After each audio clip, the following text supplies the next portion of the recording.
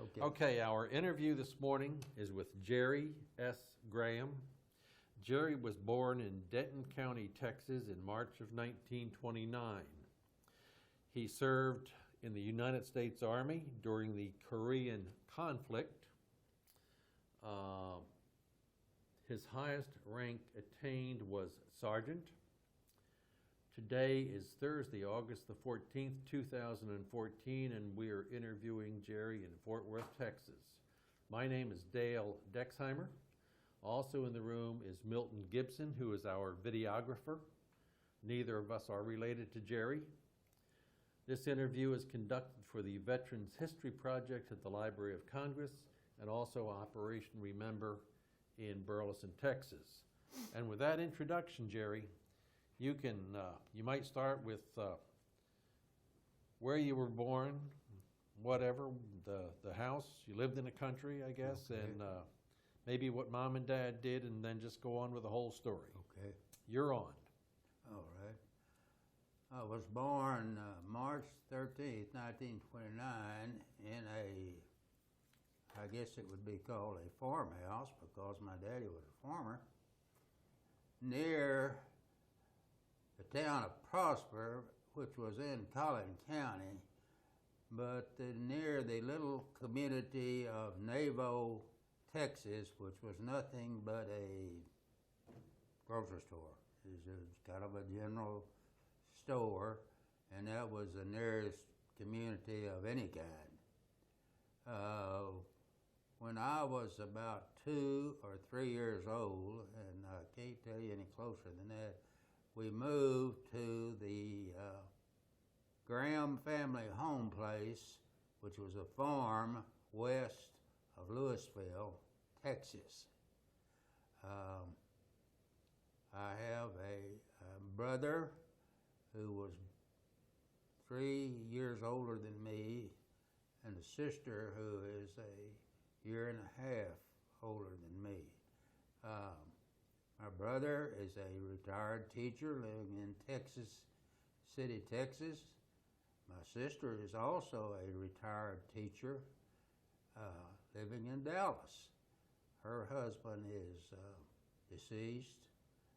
My brother's first wife is deceased, and he has remarried. We lived on that farm in Louisville for about 3 years until I was about 5 years old. When we were 5 years old, we moved to Louisville, Texas, where I started to school. I was in the first grade at Louisville in 1935 and 36. And in 1936, in September of 1936, we moved to Denton, Texas. And my daddy at that time had been a farmer. He'd also worked for a year at the Ford Motor Company in Dallas, Texas. You know, now, I don't know how many people know that Ford had an assembly plant in Dallas, Texas at that time, and my daddy worked there for a while. When he came to Denton, he worked at the county tax assessor's office. He made $100 a month, and his ambition, which he never attained, was to get a promotion where he would make $105 a month.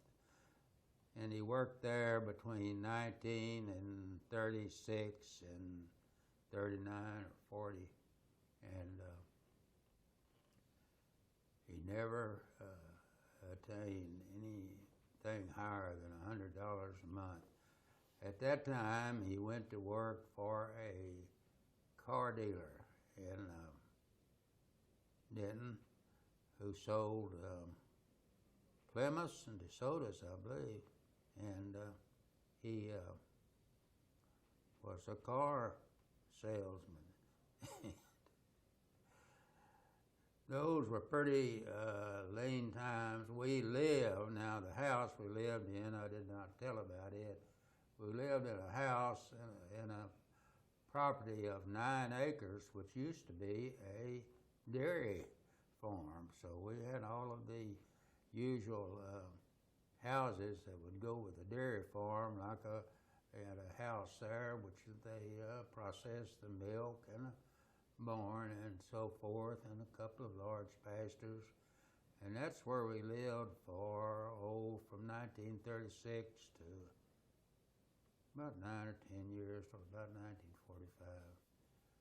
But as I said, my daddy worked as a car salesman, and then later he and another man formed a used car dealership.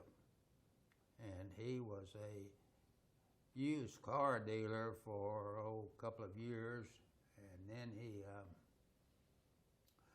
went to work for the government as a carpenter, and they were building camps. They built, they worked for a while. They built Camp House, which was an army camp up in Gainesville, I think.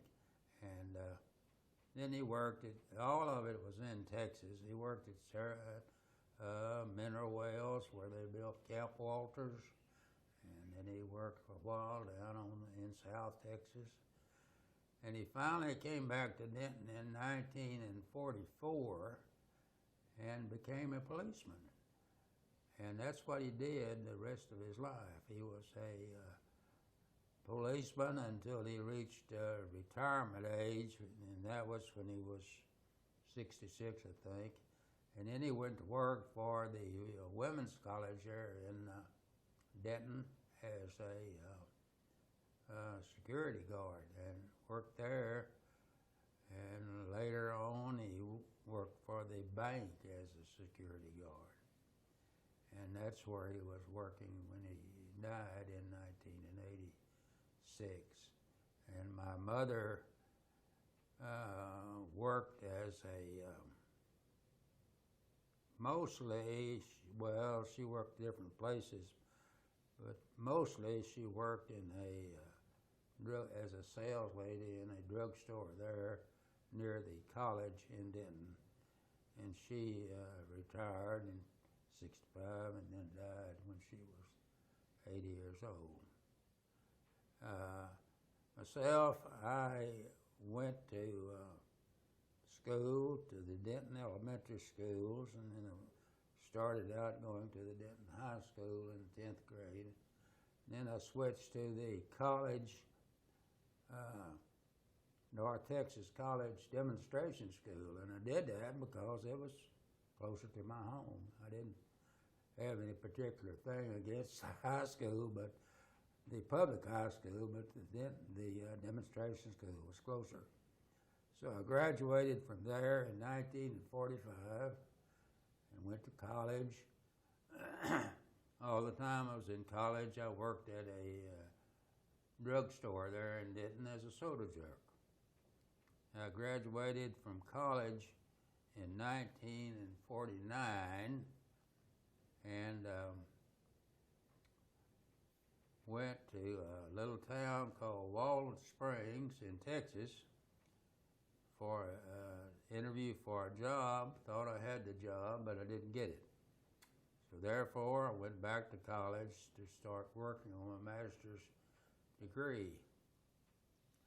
In 1950, with spring semester, I got a job at the Gatesville State School for Boys. If you don't know what that is, that was, back then we called it a reform school. And they had a public school, and I worked there in the spring of 1950. I taught, I had majored in business in college, so I taught bookkeeping and algebra, general business, and 7th and 8th grade math.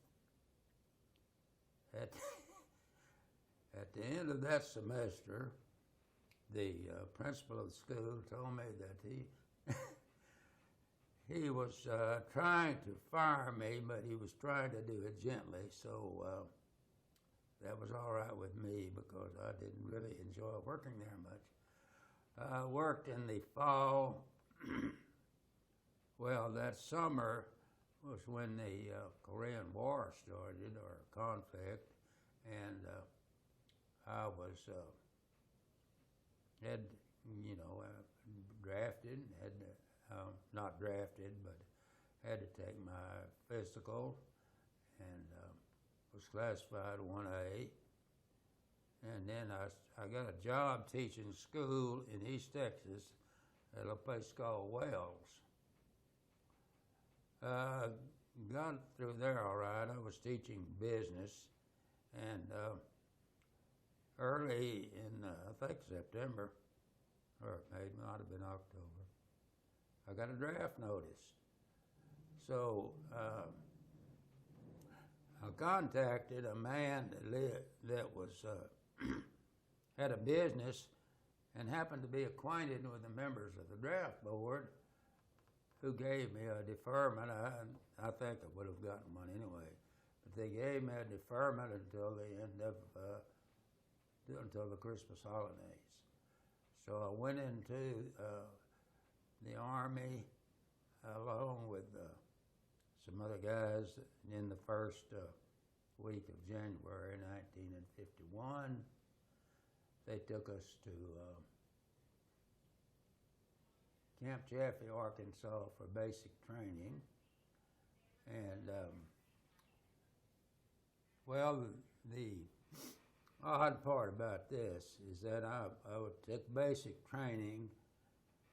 There were 3 of us from Denton who took basic training together. We went overseas together, and we were all 3 put into the 82nd Field Artillery Battalion. I was put in the service battery. Another one of the guys was put in one of the firing batteries, and the third guy was put into the headquarters battery. But we were all 3 in the same battalion, and we were all 3 from Denton, Texas. And we remained acquainted. We stayed in Korea about 6 months. Most of that time in the service battery, I was a battery clerk, and for about a month or 6 weeks, I was the supply sergeant. Well, I didn't know anything about that, but luckily I'd done that for about a month or 6 weeks, and then a man came into the battery who had experience as a supply sergeant, so they made him supply sergeant, and they put me back as a battery clerk. And a battery clerk is in charge of writing all the letters and various kinds of reports. And I happened to be in charge of making out the roster for the guard duty. Well, that was good because I had to write out the roster. I did it by the week, I think. And somehow I did not ever get on guard duty. And then some of the guys began to complain about that to the sergeant major, who was the head of the enlisted men there. And he said, "You're going to have to start putting yourself on guard duty." So I did one time, and then that was all. So that part of the being the battery clerk was good because I was in charge of. And the guard duty wasn't much. You just had to go on your post and stay there about 2 or 3 hours. But it interrupted your sleep at night and so forth. So we stayed in Korea, the service battery. I never saw, in the service battery, you supply all the supplies for the other firing batteries and so forth come to the service battery, and you distribute them. So I was never in any kind of combat. We were at least 10 miles from behind the front lines, and so never saw any kind of combat, and I don't know if I ever saw any enemy soldiers or not. But nevertheless, we moved 3 times. Remember once we moved up to Shore 1, which was pretty far north, Chorwn, Shore 1. And it was getting cold. That was about November, and we'd had snow there, but excuse me, we'd had snow there in around Thanksgiving in November, and up there, and then we were moved back south again after that, and then the 45th National Guard, which was from Oklahoma, and I believe that's the correct designation. They and the 1st Cavalry Division exchanged places. The 1st Cavalry went to Japan, and the 45th Division came and took our place in Korea.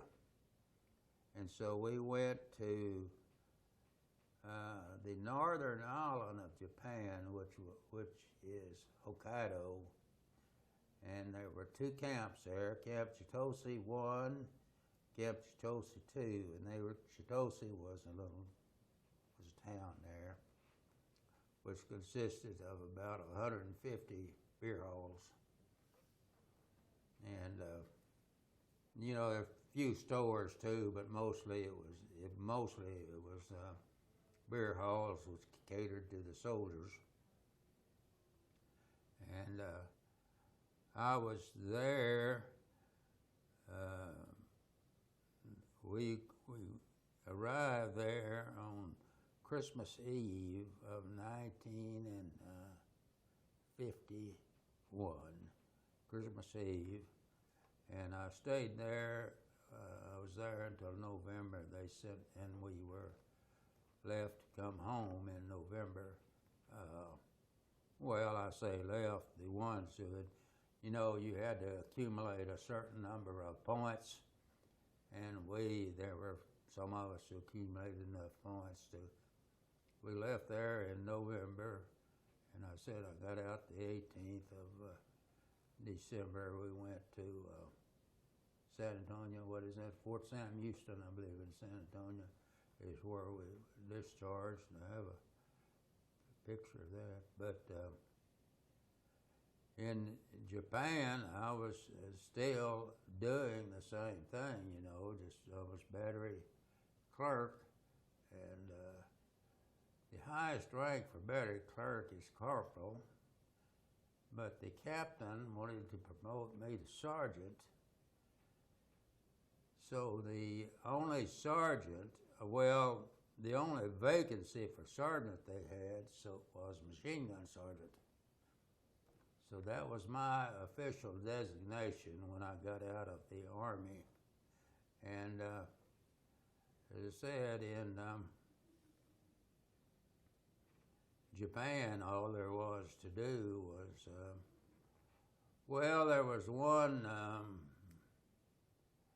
place which was noted as a vacation spot, and it was called Noborugetsu. And that was where you went if you had a 3-day pass or something. They had some hot springs there, and that was about it. And once while I was there, I went down on the other island to Sendai, which was my I had a cousin who was in the Army stationed there, so I took a leave and went down there. That Sendai is another is the island south of Hokkaido. But Hokkaido is, well, we didn't have anything to do with it, but we had a earthquake once while we were there. Didn't amount to much, but yeah, you could tell you were in an earthquake. And I believe they have a lot of snow there, and I believe they had the Winter Olympics there in Hokkaido one year. There's a well-known army camp, I guess it was, we weren't stationed there, and I never was even there, called Camp Crawford. And they had a Army unit stationed there, I believe, and Air Force too. They had some Air Force. And she said I came home in December of 1952. Yeah, December the 18th, 1952 to be exact. And that's what was unusual about that. I was in San Antonio at Fort Sam Houston, and that was the first time I'd ever ridden on an airplane. I rode on a DC-3, you know what that is. That's what they used to use for all airlines, use those, I think. And I flew from there to Fort Worth, the airfield in Fort Worth here. What is that, Meacham? It was fogged in, so the airplane went on, flew to Love Field at Dallas. My father came to Fort Worth to pick me up. They told him that the plane went to Dallas, so he had to drive to Dallas to pick me up.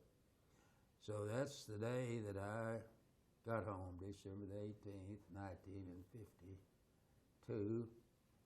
I started back to college in January of 1953, finished my master's degree in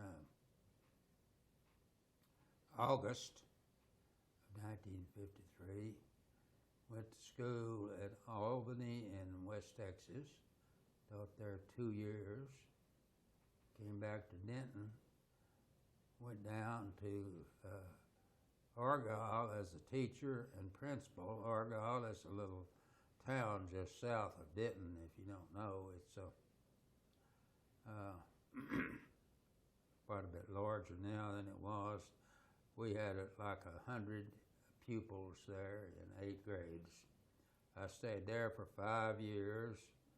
Then I went to Corpus Christi as a teacher and principal for 5 years. Then I came back to Brookshire, which is out west of Houston. I was there 4 years, and I was there when I got married. I was married for about 30 years, at which time we got a divorce. But from Brookshire, we went to Graham, Texas. It had nothing to do with me. I was not everybody asked me, did I have relatives there, and I didn't.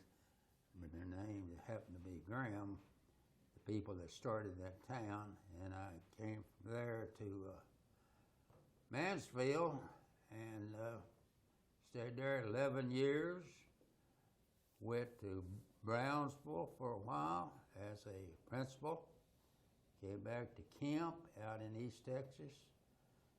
And then I retired, came back to Denton, to Mansfield, and then a few years ago I moved up here. And I lived for a while in an apartment right over here. And then 3 years ago I came here. And that's my story, basically. Right now, I'll put this in too. I have 3 children, a son who is 44, works at the TABC, Texas Alcohol and Beverage Commission. I have a son who is almost 37, He's going to a seminary right now. And I have a daughter, 42, who works in Washington, D.C. And my wife, my ex-wife, lives out in Canton, Texas. And that's my story. You have seen a lot of small towns in Texas. Absolutely. I once figured out that I worked in 10 different towns as a teacher or a principal, or both. If we go back to your time in the Army, Jerry, Yes. you went to Camp Chaffee in Arkansas. Took basic training there, got, whatever that is, 12 weeks, 14 weeks, I don't know. Got out in April, and then they gave me a 30-day leave, I went back to Denton. And then we all three, like those three guys I was telling you about, we all went on the train together out to California.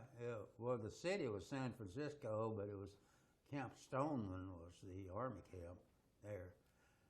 And we left from there to go to Japan. I remember we went by Alcatraz, that island that's out in San Francisco.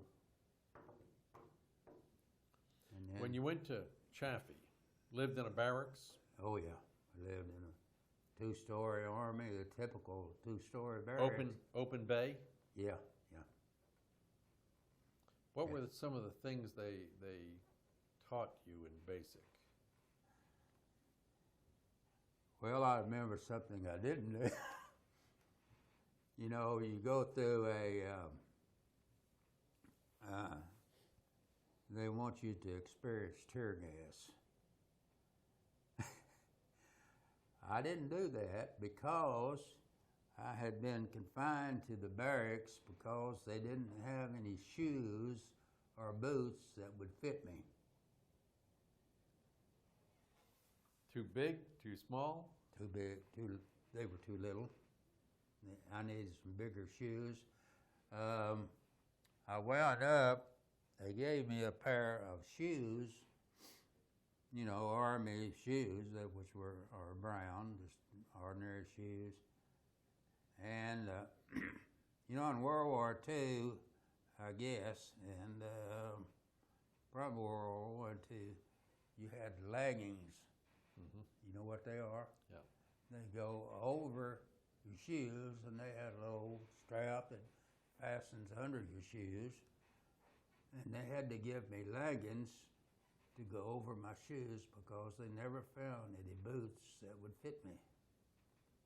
I later bought a pair of boots in, what's that nearest town? Fort Smith, Arkansas. And I bought a pair of boots there because they never gave me a pair that would fit me. We did a lot of marching, and of course we learned how to shoot the M1 rifles and the machine guns. And we had the, I don't know what you even call it, but it's where you crawl under barbed wire, and they have Obstacle course? well, yeah, we had that too. But this was, they had machine guns that were shooting over you, and they were trying to teach you to. We crawled under the barbed wire, and of course the machine guns were firing over the barbed wire. And we had a lot of marching. Went out on bivouac, which meant we had to set up pup tents, and it happened to be raining at that time, so that wasn't very much fun. And You would have been there in late winter, early yes, spring? Yes. We finished around the middle of April. Yeah. Was that barracks warm in the wintertime? Oh, yeah. How'd they heat it, Jerry? I don't know. Okay. Good answer. I do not. No, we didn't worry about that. I don't remember it being just warm. After basic, the three of you from Denton, plus a bunch of other guys, they put you on a train and sent you to San Francisco. Well, we went home first. Okay. Then we went from Denton. All three of us went together because we were all from Denton. But we went on a train to San Francisco, yeah. San Francisco, they put you on a ship that took you to Troop ship, all the way to Japan. Japan. Took Okay. 9 days. 9 days. Absolutely. I remember that, and I don't know why. Did you get sick? I don't remember getting sick. I guess there were some, but did not. I remember one thing. They had, that was a troop ship, and the name of it was Walton Walker, and named after an old Army general, Walton Walker. And there were 6 floors, I guess you'd call them that, where the troops were, housed on the ship. And I happened to be down on the 6th one, which was at the bottom, more or less, of the ship. That's the last one. And that wasn't pleasant. You did not have any way to take a bath, really, because the showers were salt water. Now, coming back, we had fresh water.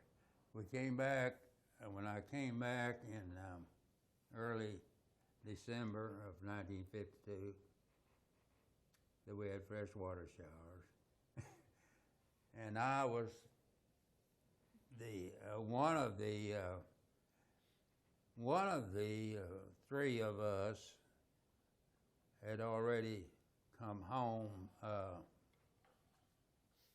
2 or 3 months before, because he was married and he got out before we did. And so this boy, whose name was Hoyt Wilson, and I had bunks right together on the ship, and we took turns taking showers. He would take one day, and I would take one the next day. And see, we did that on the way back. And they had movies and things for us on the ship, so entertainment. That's about all. Your time, your time in Korea, Jerry. You said you didn't think you ever saw a North Korean. Never saw the enemy. No, I don't think I ever saw it. We had a lot of Koreans, but I don't think I ever saw an enemy soldier, because we were back, as I said, about 10 miles behind the front lines. And I don't know that my friend who was in the firing battery ever saw one either, because, those guns shoot about, 9 or 10 miles. So. Did you have contact with some of those South Korean people? You go into town? Oh, yeah. No, we never went into town. We were near, when I went there, we were near a little town called Yonglongpo. I say little, but it's on the map. And we never, at any time, I'm sure you've seen episodes of MASH, but they're all the time in that show MASH, going to Seoul, Korea, which is the capital. But we never went to any place like that. I was we had a camp there, and we moved the camp a couple of times, but no, I never went to a town. We had some Koreans who lived in the vicinity, and they would wash our clothes and things for us. And cooks, were the cooks? Now, were the cooks Army cooks, or were they Koreans? What? The cooks. Cooks were. We were noted as having the best food, of course, since we were the service battery. It was all Army. But let me tell you, we had a Korean guy.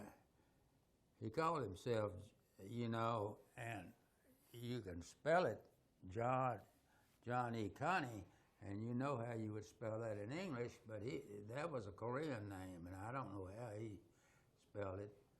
But he was a very good carpenter. He also cut hair.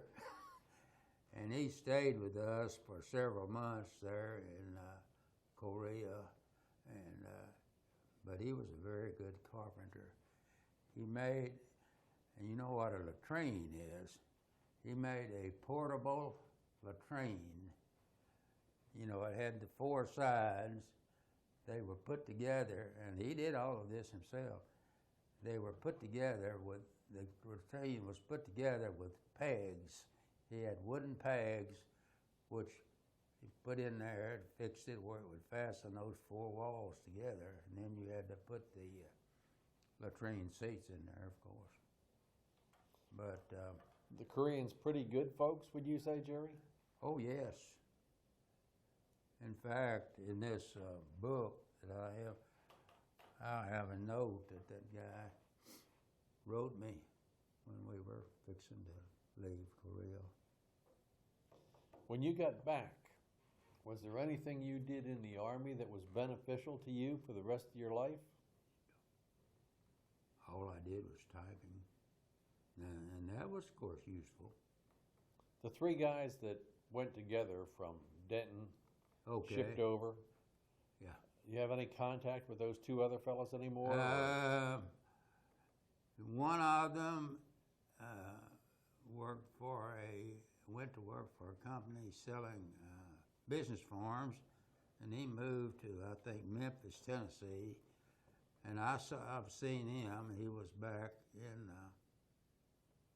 Denton or Fort Worth one time, and I saw him.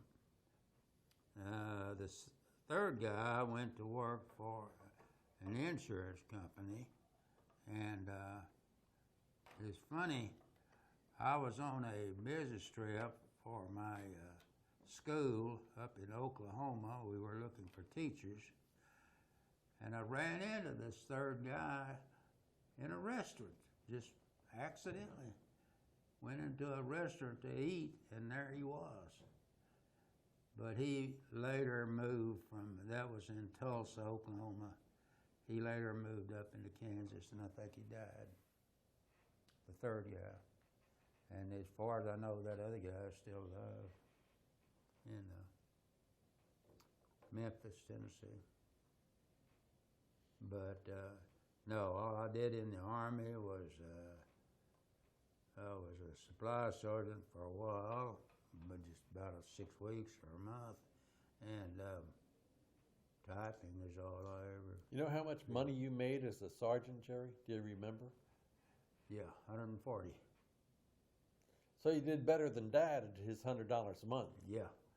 Well, I made about 100 as a corporal, I think, and a sergeant 140. Of course, it's a whole lot more than that now. Yeah. No, I made 140. That was a big pay too. Did you save some of that when you were over there in Korea? Oh yeah. Saved enough to make a down payment on a car. That was one of the first things I did when I got home in January. I think got home December. I think January I bought a car and made a down payment. Enough money to make a down payment because I'd send home money to my mother, and she'd put it in the bank for me. And so I don't remember how much I saved, but I remember I've got a little book, still got it somewhere. I don't know where it is. When I left Japan, the guy had about $150 owed to me by guys that I had lent money to in Japan, which I never got back, of course. I'm sure. See, I've got a book, I didn't bring it down, that the 1st Cavalry Division put out, and they have and in it there's a list of names and addresses of all the soldiers who were in the 1st Cavalry Division at that time. And I often wonder how many of those. See, in my service battery, there were 85, only 85 men. And I said, I often wonder how many of them are still alive. Of course, not all of them by any means. And Jerry, we certainly appreciate your time this morning. thank you. Appreciate your time in the service. Thank you. You've had an interesting 85 years. Good.